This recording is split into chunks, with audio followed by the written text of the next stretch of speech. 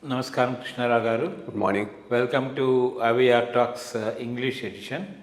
We are fortunate to have been born in India, independent India, a sovereign India, and to be the citizens of India.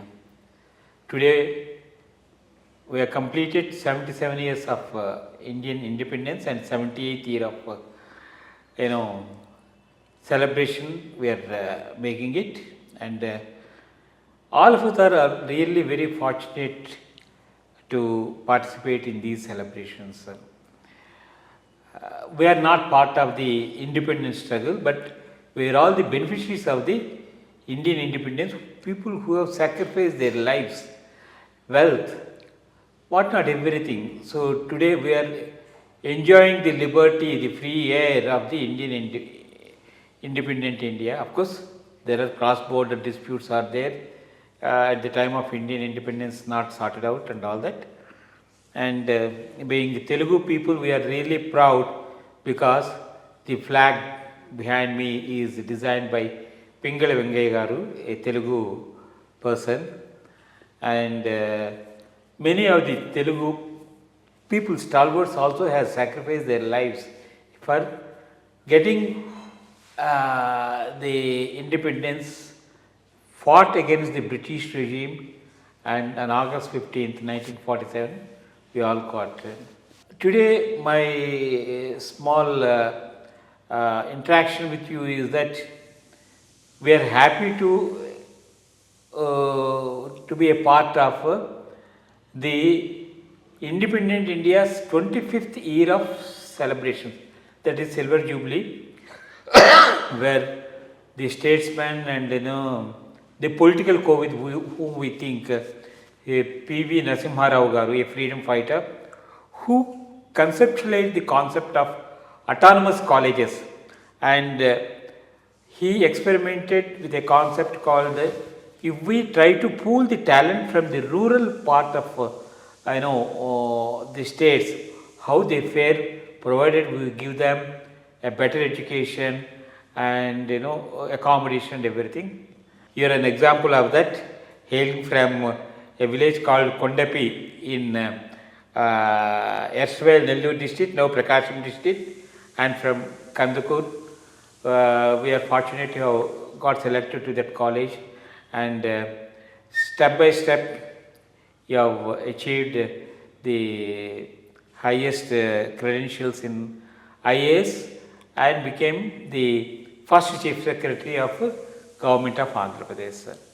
Looking back, the sacrifices and the development of India over these 77 years, different regimes, Congress, we have got others. Now, for the last 10 years, BJP has taken really the direction of the economy to a new level, to be in competition, to be competitive enough with the other developed nations.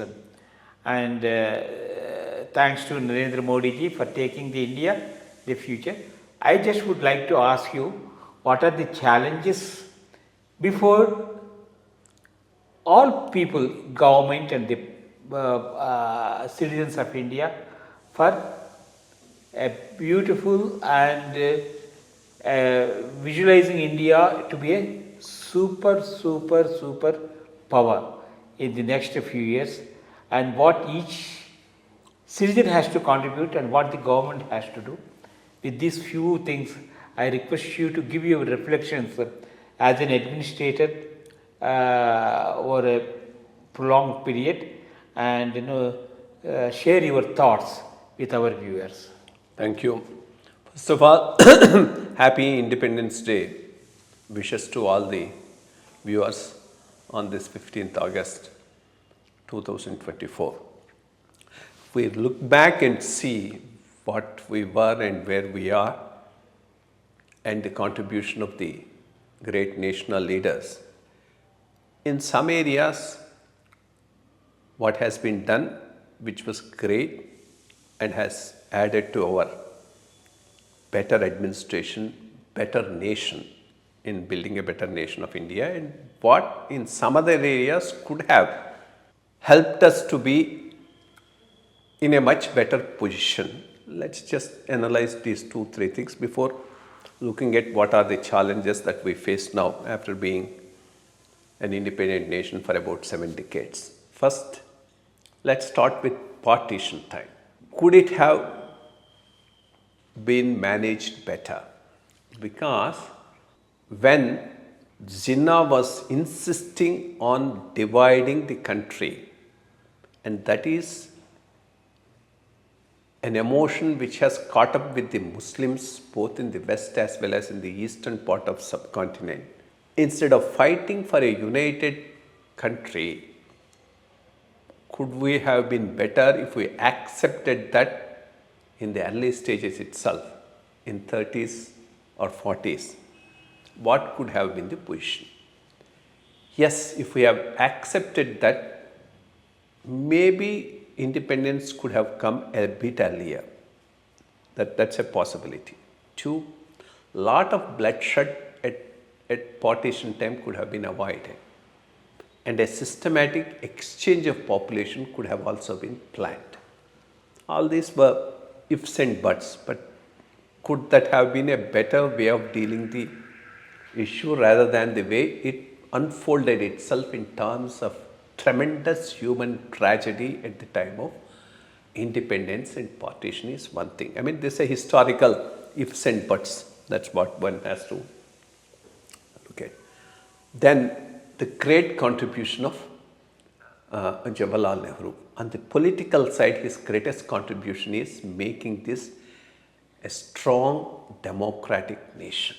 When first 15 years or so of his rule, the democratic institutions really have taken root in the country, and that really helped us to develop and evolve as a better society. And there's no way this highly diverse country, ethnically, religious, regional wise, could have been held together by any other system other than a democracy. And for that, all of us have to be grateful to Nehru. Mrs. Gandhi tried for a little while the emergency, which didn't click, and we are back to a democracy. And democracy has survived very strongly in this country for the last 7 decades. That's the biggest contribution of Jawaharlal Nehru, I would say.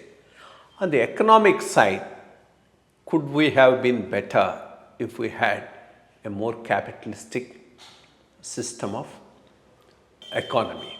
Maybe, because countries like South Korea, which more or less started growing around 40s and 50s, just took off because of a capitalistic nature of the economy, and then access to Western technologies and markets. That was a possibility which was available for us, which we didn't choose, because Nehru was very keen on Russian model.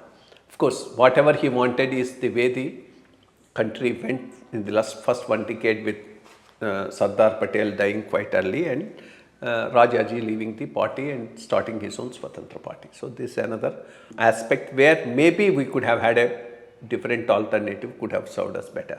And it took almost another decade and a half of Mrs. Gandhi's rule with same sociological ideology. It took Mr. P.V. Narasimha Rao to come and liberate it. And then, of course, the same thing continued by Atal Bihari Vajpayee, Manmohan Singh, and strong foundation being laid by Narendra Modi now. So this is another aspect.